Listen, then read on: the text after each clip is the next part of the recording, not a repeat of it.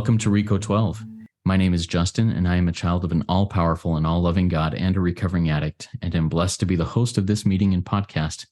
Reco12 is an organization with the mission of learning and sharing the similarities of addictions of all kinds, and gaining and sharing tools and hope from others who are walking this same path.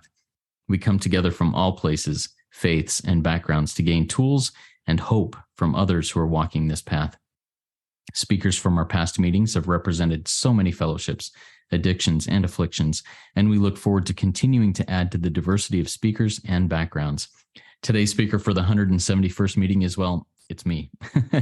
And I will be giving a bit of my story and the story of Reco12 and what the vision of the next steps may be. And I'll get to that and the Q&A afterwards in just a minute. I'll actually address most of the typical business that I cover in this portion of the meeting during my talk. So I'm going to jump over that business portion a little bit and get to some other things. But I do want to remind you all that Reco12 is a self-supporting service, and all of the things that we're doing, all the things I'll be talking about, and all the things that will be going on rely on contributions, outside contributions, because we are a self-supporting service. So we gratefully accept contributions through PayPal and Venmo, through the links in the chat that I'll put in here as I go along, in the show notes of the podcast for those of you listening in podcast format or checking it out later. We also offer a monthly subscription program called Reco12 Spearheads. To join in and help support these cool projects, please consider donating at reco12.com/support, or click on the link in the chat and the live meeting in the show notes of the podcast. Now, I, as today's speaker, have sought guidance and hope that I will be given light that reflected from my higher power. And hopefully that light will inspire hope, meaning, worth, and growth in each of us today. Before I start speaking, I want to remind each of you that if you have a question or comment for me, please put it in the Q&A link at the bottom of your Zoom window. It looks like two speech bubbles over the top of each other.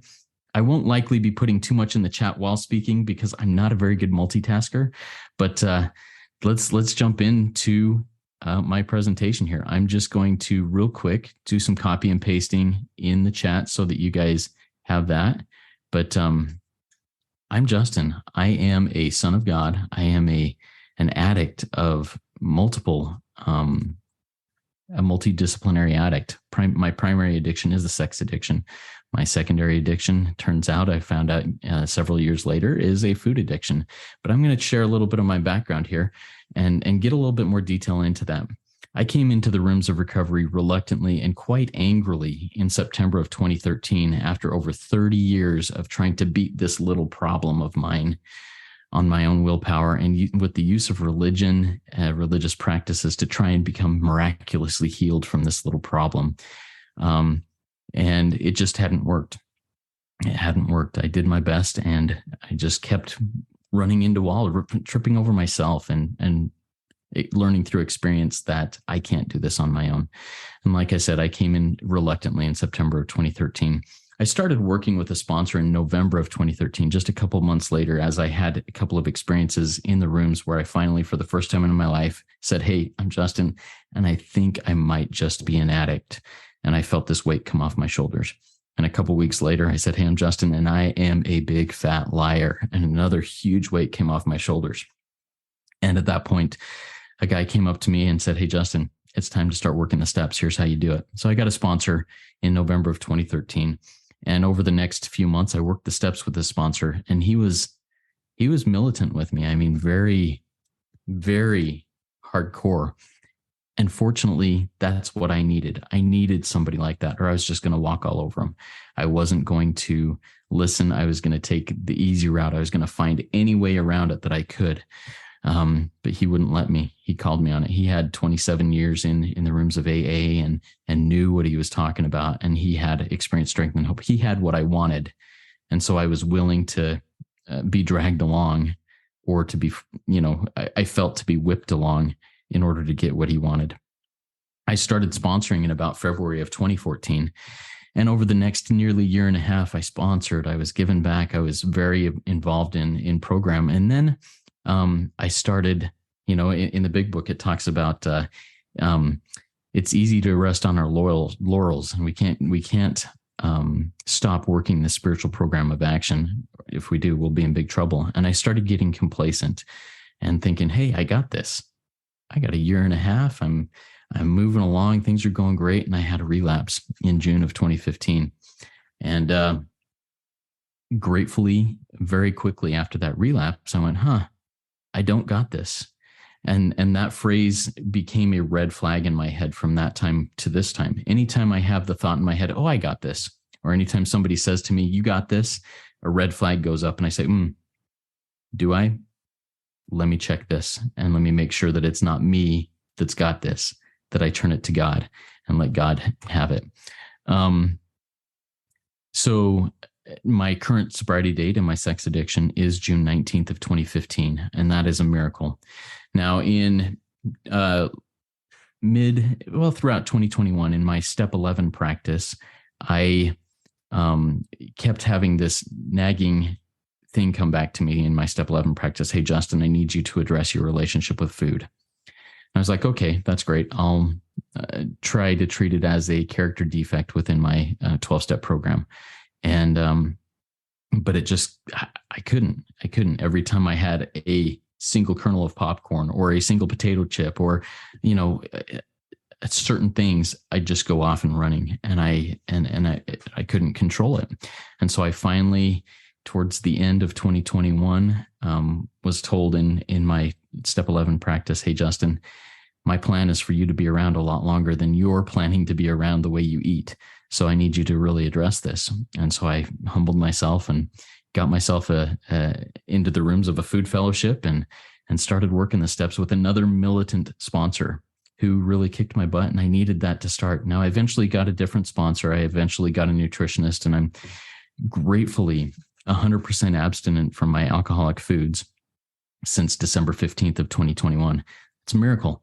The neutrality I experience in that is the exact same miracle of the neutrality I experience in sex addiction. It's the same thing from what I talk to people in other areas, that gift of neutrality that is given to us without any effort on our own.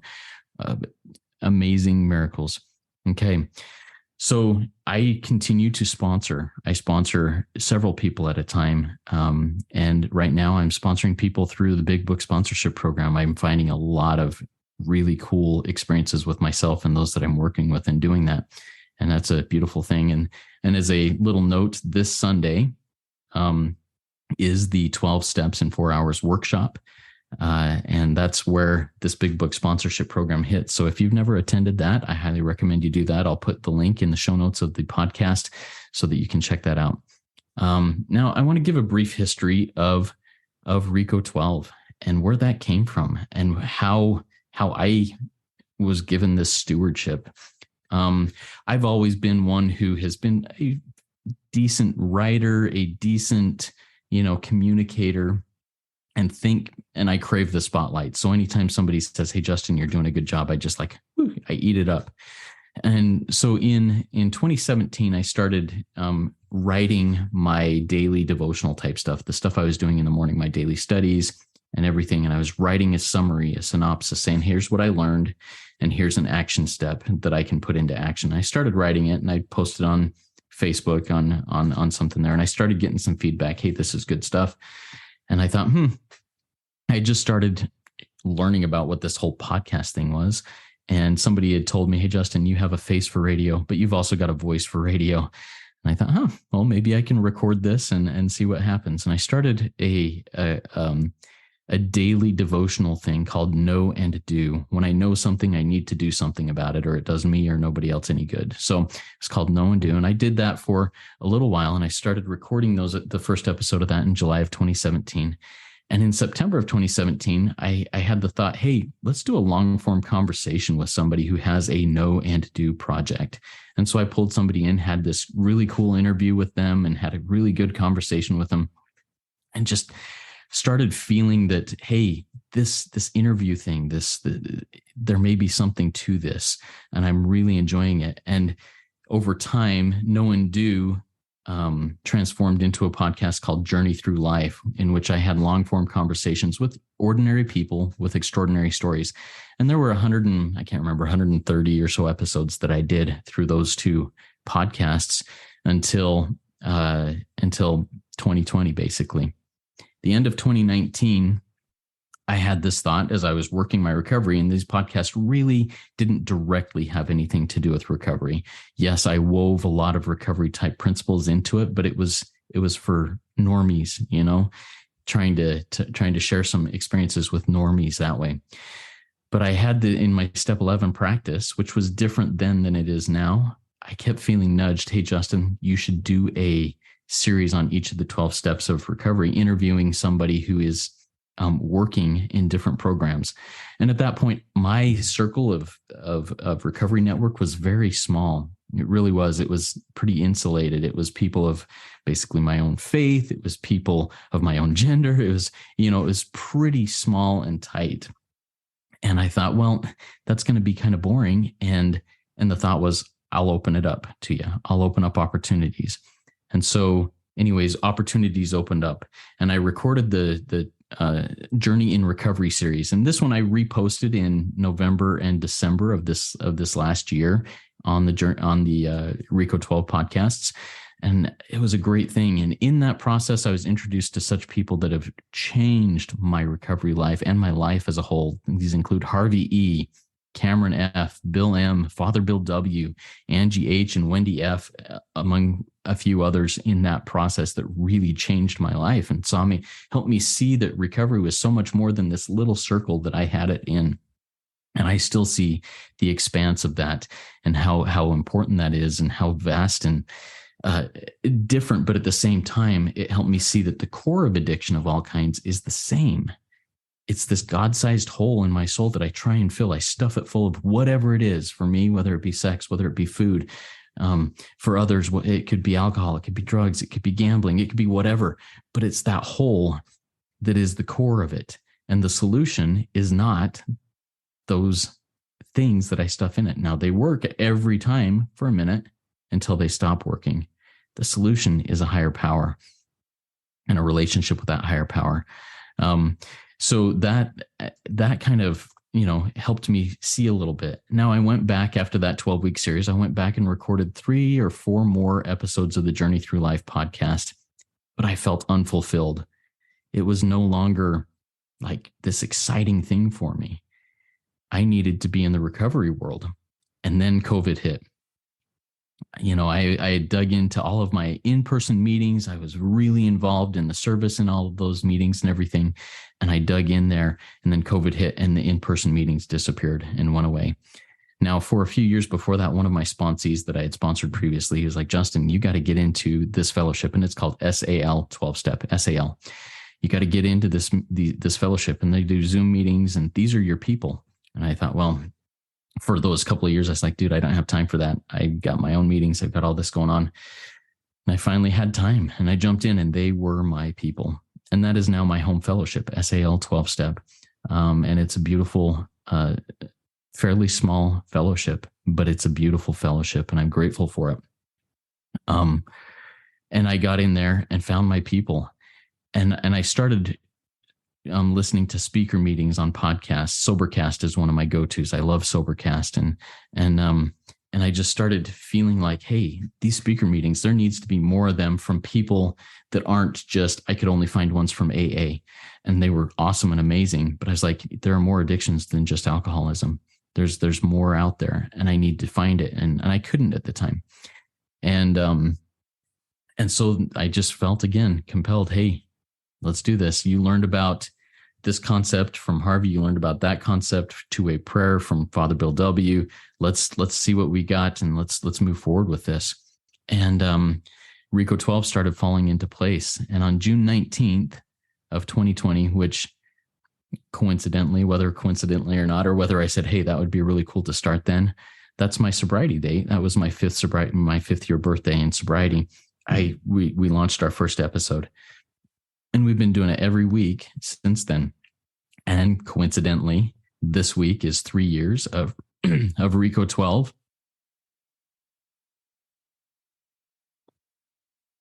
And our speaker planned for this week had some health issues and had to back out. And I thought, hey, well, the thought was planted in my mind, hey, this is a good time to give an update on Reco12, to share a little bit of your story, Justin, to be a little bit there and share what the vision is that's been developing this year. And it's super cool. Anyways, so Reco12 was born. We're now 170 episodes later.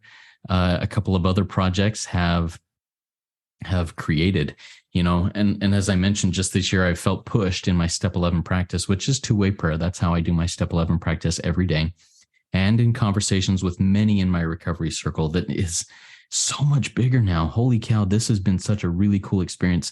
To last week, our speaker Young L talked about how he's gained teachers in recovery. And that just made so much sense to me. I've gained so many teachers, so many mentors in recovery through this process from all over the world, all different fellowships. And it just strengthens my understanding and my resolve that addiction is the same. We are all God's children. We are all children of an all powerful, all loving God. And there is some really cool things. And and a couple of other cool projects have been born and are looking forward. So that's what I want to talk to right now is, what does Reco12 look like right now? Yes, we have our speaker meeting. This is the flagship program right here that we're doing. And this is continuing to move on. In March of this year, we launched Reco12 Shares. And Reco12 Shares is an open to all shares only recording that is released weekly with 4 to 5 shares and a recovery prayer on a podcast platform. Anyone anywhere can record a share on our SpeakPipe link, and anyone anywhere can jump into one of the 22 so far recorded meetings and share their experience, strength, and hope, and gain strength from another fellow's experience, strength, and hope. Guys, I really love this platform, and I'm getting so much cool feedback from those who choose to record shares saying, man, that was so cool. It was just me and my higher power, and able to record something where I'm not trying to sit in front of people, whether it be on Zoom or in person, and trying to impress people that are looking at me. I'm just there sharing my experience, strength, and hope with my higher power. And it's a beautiful thing. And I'm getting great feedback from people who listen. This project, Reco12 Shares, is still in its youth, and I look forward to seeing it grow. If you've not yet listened to any of these, I highly recommend it. If you have listened and have not yet recorded a share, or have only recorded one share, I invite you to keep them coming. Your shares are literally saving lives. I'm getting feedback from people that say, hey, I was really struggling. I was spiraling, and I plugged into a Reco12 Shares, and what one of the people that shared in the thing that I listened to was what I needed, and it pulled me out of the spiral. And I think that's one of the really cool miracles that's going on. And I can't lay claim to that. This is all brought on by higher power, by God, and by those that I converse with in recovery, saying, hey, this is what we need. And it's coming together beautifully. A couple of other really cool projects that have already started recording, not posted yet, but started recording, is one that I started with one of our Reco12 favorite speakers, Nikki M. She's been on, I think, 4 or 5 times as a speaker, and her episodes are the most listened to episodes in cumulatively and individually with Reco12. So what we're doing with her, and it's really cool. One of them is a 30-minute weekly noodle it out with Nikki conversation. It's just her and I. I'm asking her questions that either come in from people or that I'm bringing up from my own recovery walk, and asking her questions. She's digging into the big book. And this is based on her on a meeting that she hosts every week called Noodle It Out with Nikki, where there's like 150 people plus in each of those meetings asking questions, getting big book solution as Nikki understands and as it is, revealed to her as she goes through this. And it's a lot of energy, a lot of fun, a lot of excitement, a lot of passion on recovery. Hey, this is a life and death thing we're dealing with, and it is. And I love getting that. Another project I'm working with Nikki is, this is a collaboration with her on compiling a book, like a daily devotional book based on her God morning posts over the last few years. This will be, like I said, a daily devotional combined with connection with higher power and action items from each day. And this is in the works. We're working on this, and it will hopefully be done later this year. But it combines what she has done with God morning and kind of where my know and do things started out at the beginning. Here's what I learned. Here's some action steps, put it into action. And I think it's going to be really cool. And I'm really excited about it. Another thing that is collaborating with Nikki, along with David G and Ashley S, who have been speakers on Reco12. And David G is a someone who really has a big book message, along with Nikki and along with Ashley. And we're doing a big book roundtable discussion where the four of us sit around on a Zoom meeting, and we read through the big book line by line, and we talk about it. We do not a deep dive. We do like a snorkel dive. We aren't spending like hours on each page. We're spending, a half hour going through 2 or 3 paragraphs in each episode. And we're doing a snorkel through it. And it's a beautiful thing. We're having so much fun. We've recorded the first 3 episodes, and it was so fun and so enjoyable. And people are going to get a lot out of that. All right. Another really cool program that is a project that Reco12 is doing. And we'll get to a couple other things, but I'm excited about this too. Recently, and I've said this in meetings before, hey, we're booked out into November now. We are booked out into November with speakers for Reco12. And that's insane to me. And it's insane to some of the speakers who are like, hey, yeah, I'd love to speak. Oh, guess what? You got October or November. And they're like, wow, I don't know if I'm still going to be able to speak then. And so I've been thinking and pondering and been guided in my step 11 practice. Hey, let's look at another weekly meeting, or at least a regularly periodic meeting in a different time zone on a different date. And Karen A.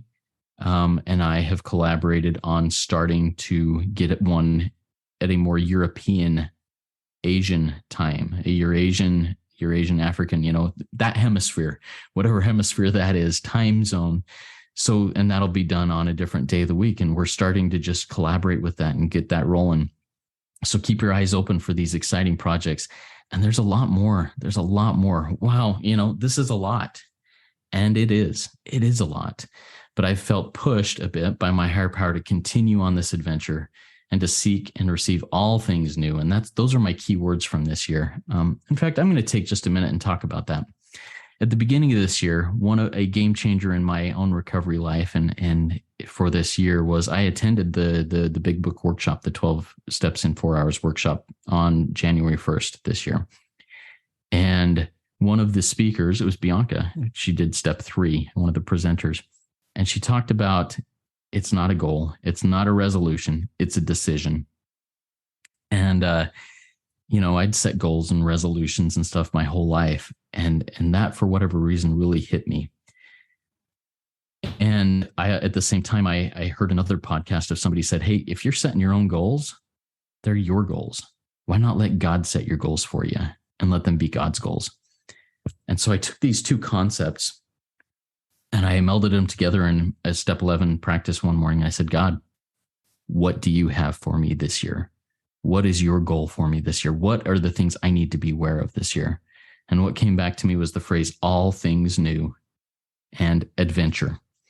And I tell you what, this year, all things have become new. I've seen things that I've saw in the same way my whole life from a completely different angle, and it's changed everything. And it's an adventure. It is an adventure, this adventure I'm going on. And this Reco12, the things that are going on this year, I don't think it's not a coincidence. I think it has everything to do with all things new. Now, on page 19 in the big book, it reads, a few are fortunate enough to be so situated that they can give nearly all their time to the work. Now, I felt that this is a direction that God is leading me in. And this sounds really strange. I would have looked at myself even last year saying this and been like, dude, you're insane. But I think God's leading me in this direction to where I can be situated so that I can give nearly all my time to the work. And the ideas and connections and opportunities just seem to be falling into place right now. And so I'm running with it and I'm striving to keep with what I think God is leading me to do. Now, I'm highly aware that being new to this, sometimes we fall into all sorts of absurd things that we think God is telling us to do.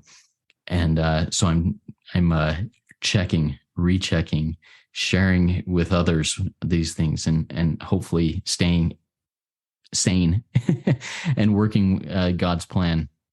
So anyways, how is this all going to be managed? All this growth. This is where we're talking next steps now of Reco12. I'm in the process of opening a 501c3 nonprofit organization called Reco12 Recovery Resources.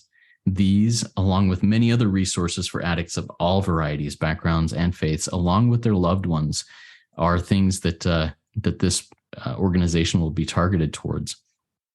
And it'll be coming together over the next few years, one day at a time.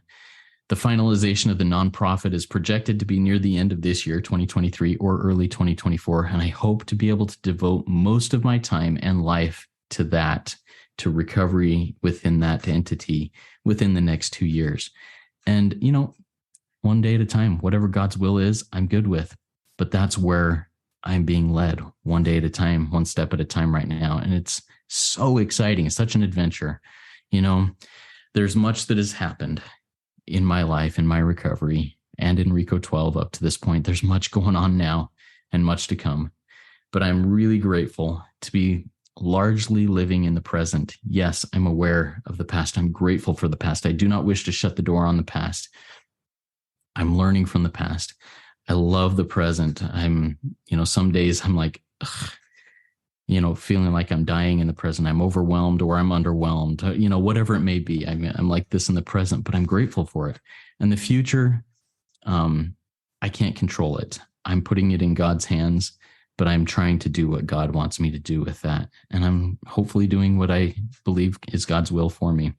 So there's a little bit of what's going on. I'm going to end with a little bit of experience, strength, and hope of, as I am striving to practice these principles of recovery in all of my affairs and all that I do, I am seeing the promises that are promised to those working recovery, applying these things. I'm seeing them in my life. I'm grateful for them. I'm trying not to take them for granted and become complacent as I did back in 2015. I'm trying to maintain not the urgency, but the vitality, the necessity of, staying focused, staying active, staying engaged, and not disconnecting. Isolation for me is death. And that's where I want to go. Anytime something jumps up that is a roadblock, I want to go, that's it. I want to retreat. But I'm so grateful that using the principles of recovery, that desire to retreat is very often, most often, counteracted with the enabling power from my higher power to proceed. And God always finds a way through, over, around, under, whatever. There is a path around or through. Sometimes it's hard, but if I rely on my higher power, it happens. And that's my experience, my strength, and my hope. And I'm so grateful for this opportunity to share a little bit of that and hope that you got something out of it. We'll now jump into Q&A. A reminder to you in our live audience, if you have any questions for me, please type them in the Q&A link at the bottom of your window. You could even do it in the chat if you'd like. While you're doing that, I will post a couple more things in the chat here so that everybody has this. A reminder that just really grateful to have you here and everything going on. All right. As I do not yet have a question, I'm going to jump to something else an insight that I have today. So, this morning as I was doing my morning routine, and my step 11 work, I had the thought of, what am I going to do today? I was really nervous about this meeting and really nervous about how it would work out. And maybe there's still reason to be nervous if there's no questions or anything, but I'm just giving it to God and going from there.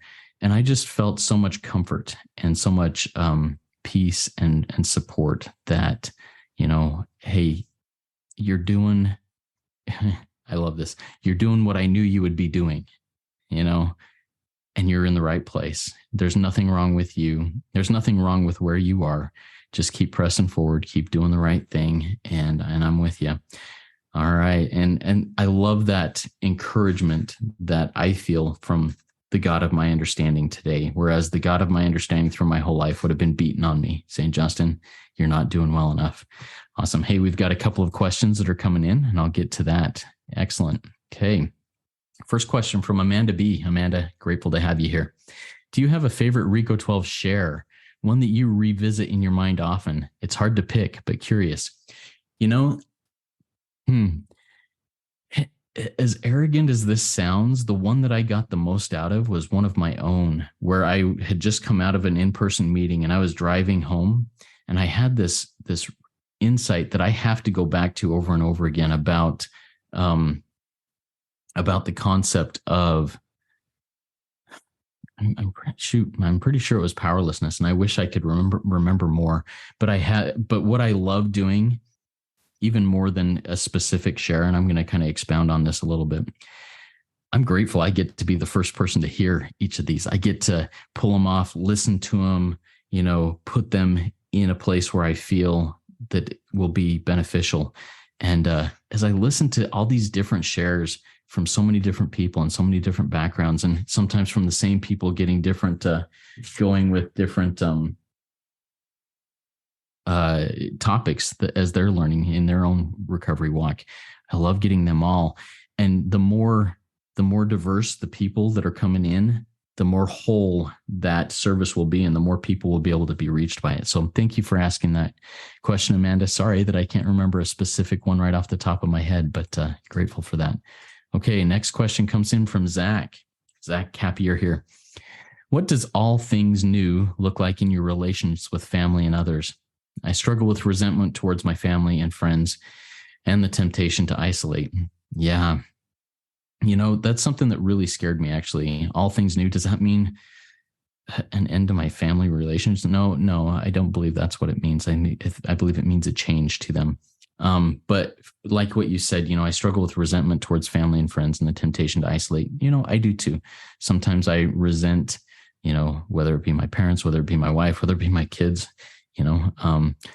but all things new means to me, and this is something that I say often, I back away, when agitated, we pause when agitated.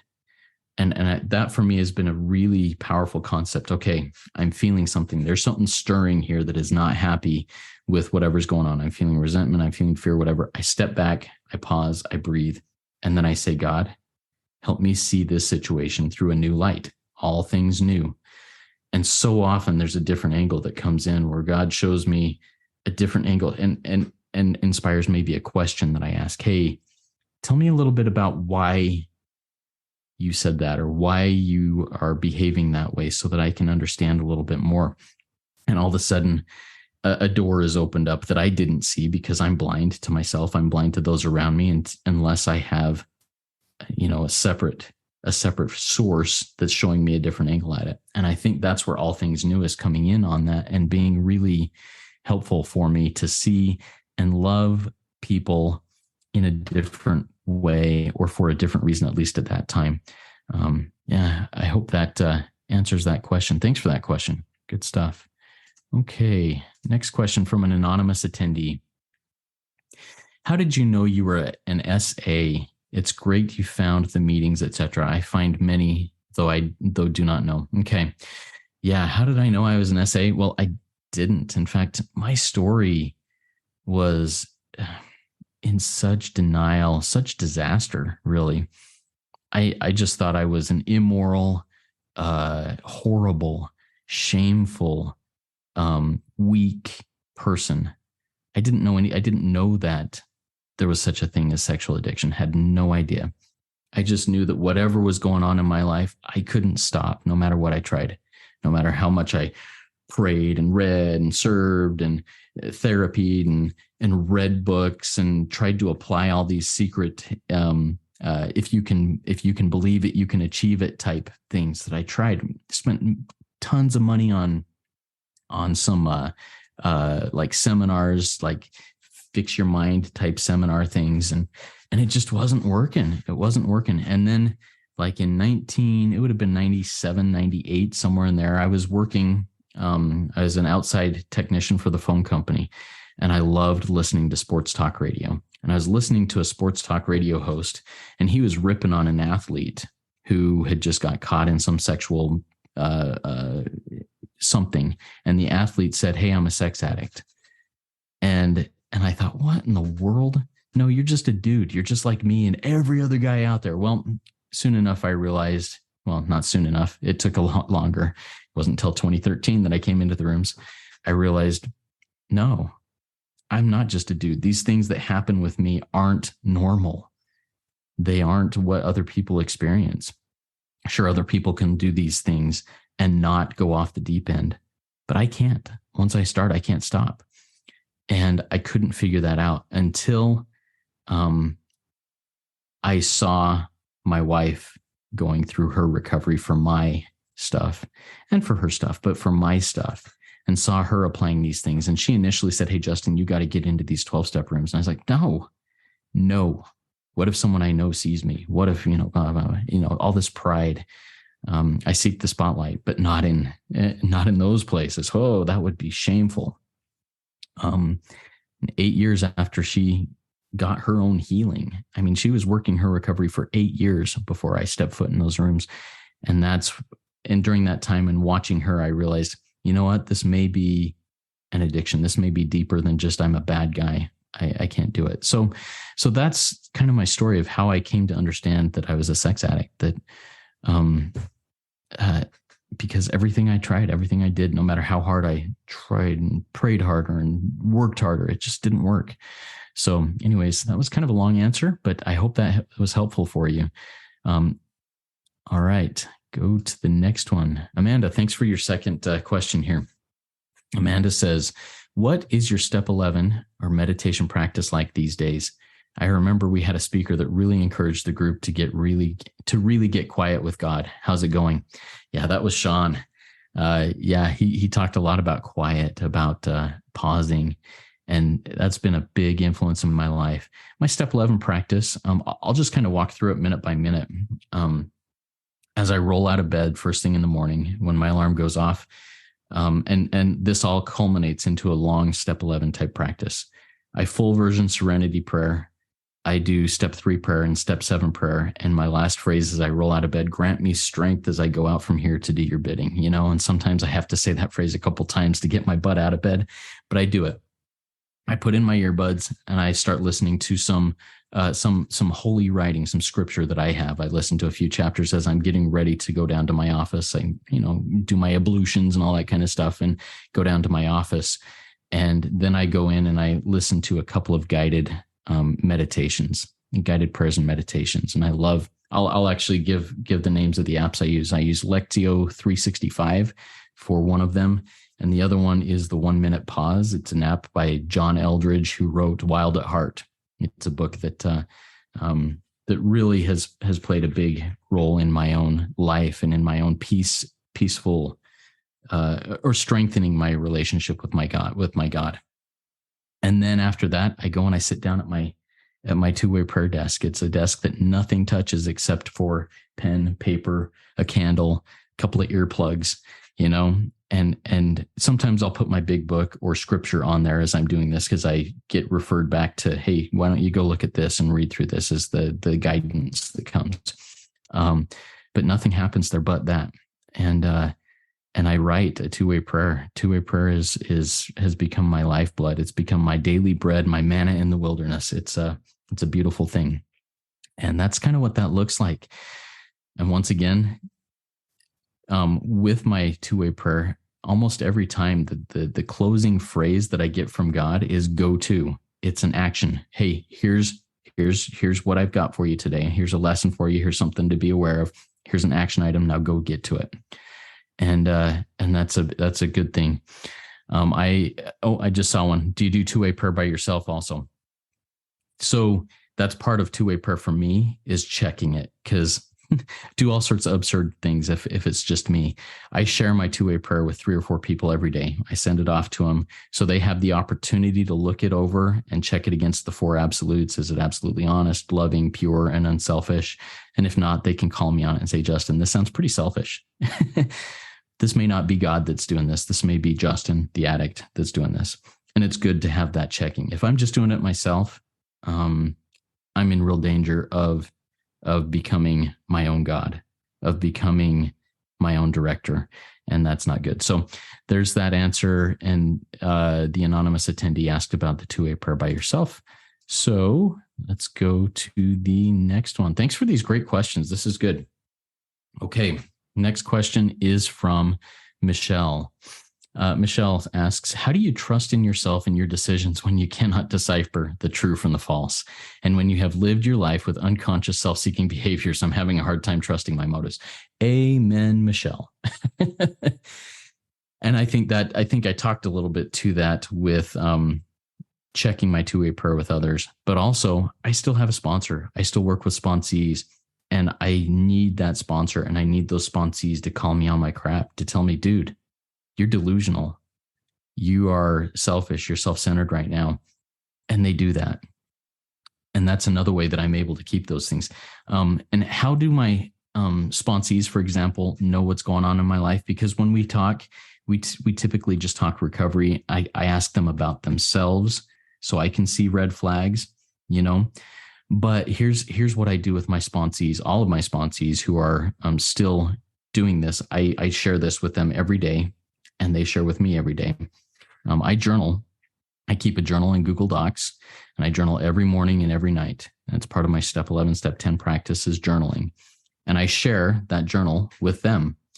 And I read their journals they share with me. I don't know if they all read my journals every day. That doesn't matter, but I share it with them. But I know when they do, when they see something, they'll shoot me an email and say, hey, Justin, this was interesting. Tell me a little bit about this. Where are you going with this? Or sometimes it's like, oh, hey, that's really cool. Awesome experience you had, And that's what I do with my sponsees also, is I read their journal, and I do it through the filter of trying to have God read it with me. Hey, is there a red flag here? Is there something going on here? Is there something that needs to be congratulated? Maybe that they missed, that it was a miracle that happened in their lives, but they're still like, I'm not seeing the miracles. Well, let's look at this. That was a miracle. And I pointed out to them. And that's kind of how I decipher the true from the false, not with myself, but with others. There's a phrase that I learned from Father Bill W., or maybe from the documentation that he shared with me about two-way prayer. More light comes through 2 windows than 1, and more light comes through 20 windows than 2. The more people that are in that circle and helping me try to decipher the truth from the false, and the more people I'm trying to help decipher the truth from the false that are there, the more likely it is that I'm going to see the truth from the false. And I'm thinking of a verse of scripture from the Old Testament. It's something like, in the counsel of many, wisdom is found in the counsel of many. And I'm not good at quotes. I'm good at generalities, but it's somewhere, I think, in Proverbs. But in the counsel of many, there is wisdom found. Recovery cannot be just me. It's got to be we. And yes, when I go to a Zoom room, like some of the rooms I attend have only like 5 people in it. Some of them have like 150 people in it. Some of my in-person meetings have, 3 people. Some of them have 15 people. But in that council of multiple, there's more light that comes in from higher power that helps me see the truth. If I'm trying to do this on my own, and if even if I'm going to those Zoom meetings, keeping my camera off, not sharing, just saying, oh, I'm here, meeting makers make it. That's not my experience. Those who get involved make it. Those who share and are vulnerable make it. Those who sponsor make it. And that's who I want to be. That's who I want to be. I want to make it. And not for the glory of the world reasons, but because it's so much better when I'm making it. Because even more miserable than active addiction for me is white knuckle sobriety and isolation. I would rather die today than live constantly in white knuckle abstinence and isolation. That is hell. And I don't want to be there. I want to be involved. And that means being vulnerable for me and connecting with others so that I can see the true from the false a little bit. And if it means that somebody's going to take a dagger and poke me and say, Justin, you're full of crap, I need to know that. I need to know that. And I'm a sensitive guy, but I'm always grateful when that happens. Okay. Thank you, Michelle, for that question. Next question comes in from Maureen. What is two-way prayer? And I'll just do a real quick thing. We talked a little bit about it here. Two-way prayer is a practice that was practiced by the very earliest, and it was called quiet time, the very earliest AA. Before AA started, they were in the Oxford group. Bill, Dr. Bob, many of the original pioneers of the AA program came up through the Oxford group, which was a first century Christian fellowship, trying to live according to the first century Christians, and quiet time was part of their practice. And that was just guidance. What it is I, go into it with a reading, with some meditation, clearing my mind, filling my mind with good, godly type things. And this can be done by any faith, by any belief in any God, higher power, whatever. It's a connection with the higher self, connection with higher power, whatever. It doesn't have to be a Judeo-Christian linked thing at all. So I read something that's inspiring, that clears my head, that connects me with a higher power. I sit, what I do, and this isn't what everybody does, and I talked about this, I sit at my two-way prayer desk, I light a candle, and I sit and I read something on the wall, which is, who is God to me? Who are you, God? And I read that, and then I breathe, I close my eyes, and I just in my head say, God, what question do I need to ask you today? And sometimes it's, hey, what's your will for me today? Sometimes it's, and this one's a scary one. God, the answer is yes. What is the question? And that one's scary. That's just me saying, okay, I'm going to go do whatever the heck you want me to do. And then I breathe and I listen and I just start writing. I start writing whatever comes to mind. I don't filter it. I just write. And after I'm done, and like I said, for me, the keywords of, hey, that I hear God saying, okay, I'm done now, get out of here, is go to, get. And then I review it. I read back through it again, and I myself look at it and say, is this unselfish? Is this pure? Is this loving? Is this purity, selfish? Oh my goodness. I got to pull out my hope chip because I forgot one of the absolutes. Honest. Is this honest? And filter it through my own mind. And, if it is, I say, okay, this looks good. And then I share it. I take a picture of it and share it with 3 other people. And I'll take action on the next good thing to do. But if it's a major thing, like, hey, this Reco12 project, I'm not going to take action on it right away. I'm going to follow up on it several times. I'm going to bounce it off people and say, hey, does this sound sane? Does this sound like this is something that God is in? And I won't take serious action on that until I get that confirmation. So there's what two-way prayer is. Okay. That, my friends, are the questions that have come in so far. If you have another question, we've got another couple of minutes before that, or we can start wrapping up. But I'm so grateful that I had the opportunity to do this. I hope that you got something out of it. I hope there was something that touches you, not necessarily from my own experience, strength, and hope, but from what higher power is hopefully reflecting through me to you. Don't necessarily pay attention to the words I say. Pay attention to the words you hear, the things that your higher power is teaching you, and then take action on it. I'm going to go back to the know and do days here real quick. If you have felt a change in your heart, if you felt God pushing you to say, hey, do something, get out there and do something about it. If you don't, it's not going to do you any good. It's not going to do me any good. And it's not going to do those around you any good. Get out and do something about it. And I think with that, I'll pass and jump into the closing reading here. So thankful for you guys. Thanks for giving me this opportunity to be able to do this. I wasn't looking for it, but I'm glad it happened. Okay. Grateful that you were here for this Reco12 weekly speaker meeting. If you have other questions, if you want to jump in and talk a little bit more, jump in on our Reco12 WhatsApp group. You can join that by sending an email to Reco12pod, RECO12pod @gmail.com. Join in our community there and ask those questions, answer other questions that'll come up. We have a Facebook community. We have an Instagram page. I'm not really good at social media, so those aren't updated on my end very much. But if you want to start conversations in there, have at it. I'm happy to have you do that, as long as they're recovery based, experience, strength, hope, solution based things. Jump in and do that. If you were inspired and want to record a Reco12 share in a 12-step type share, a 3 to 4 minute share, go do that. And go to Reco12 shares SpeakPipe link, speakpipe.com/Reco12 shares. You can also go to Reco12.com/shares and access it through there. And go record that. Super excited to see that continue to grow and hear more people sharing that. And if you've not yet rated and reviewed the podcast in Apple Podcasts, please go do so now. It's a great way to work our step 12 in sharing this message with others. I invite the audience to come back next week. And we have Sean, who actually I referenced in this meeting, who talked about quiet previously. He's going to be speaking to us again this next week. I'm excited to hear from him. Now we're going to launch off into the rest of this day with a prayer that actually came to me in my two-way prayer, my step 11 work this morning. And as I finished it up, I went, I think that's the prayer I want to launch us off into the rest of our day with in today's meeting. So I'm going to go with it.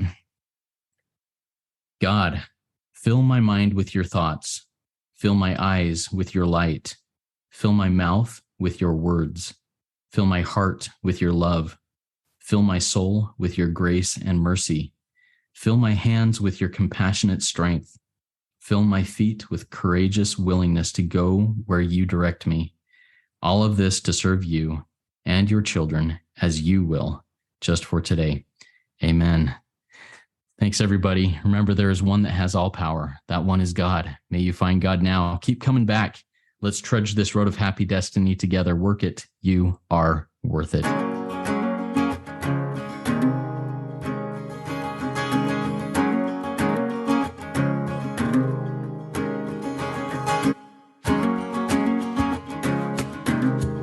I've seen stars fall from above. I've fallen in and out of love. I've been high and I've been low. Now I know I just can't do this on my own. I've seen a boy become a man. He got lost without a plan. He's so far away from home. Now I know I just can't do this on my own. Your arms surrounding me.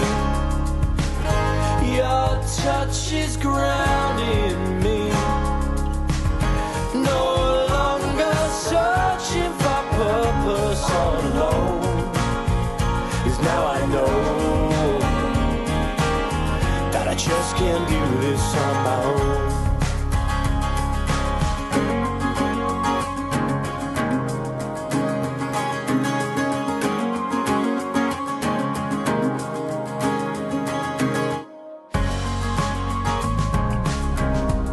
I'm looking for the words to say. You make the world a better place, and I can call that place my home. 'Cause now I know that I just can't do this on my own. Your arms surrounding me. Your touch is grounding me. No longer searching for purpose all alone. 'Cause now I know that I just can't do this on my own. So let me see just what you need to set you free, so we can be free. I saw stars fall from above. I fell in and out of love. I got high and I fell low. But now I know that I just can't do this on my own. No, I just can't do this on my own. I just can't do this on my own.